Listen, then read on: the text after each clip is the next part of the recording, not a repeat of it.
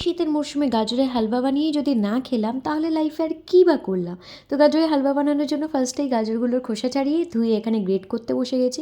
গাজরের হালুয়া বানাতে যতটা না টাইম লাগে তার থেকে বেশি টাইম লাগে গ্রেট করতে। একদম ইরিটেটিং একটা কাজ, কার কার অপছন্দ বলো তো। তারপর এখানে কড়াইয়ের মধ্যে 4 চামচ ঘি দিয়ে একটা তেজপাতা দিয়ে নিয়েছি।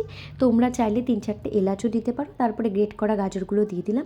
এবার প্রায় 10 মিনিট ধরে মিডিয়াম টু হাই ফ্লেমে রেখে গাজরগুলোকে ভালো মতো ভেজে নেব।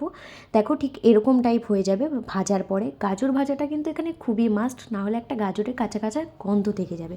তারপরে মাঝখানে একটা ক্লিপ নিতে আমি ভুলে গেছি, যখন আমি দুধ আর চিনিটা অ্যাড করেছিলাম। তো তোমরা তোমাদের পরিমাণ মতো দুধ আর চিনিটা অ্যাড করে গাজরটাকে সেদ্ধ করে নেবে। ঠিক দেখো যখন দুধটা এই পরিমাণে শুকিয়ে যাবে, গাজরটা এরকম দেখতে লাগবে, পুরো গাজর সেদ্ধ হয়ে গেছে কিন্তু।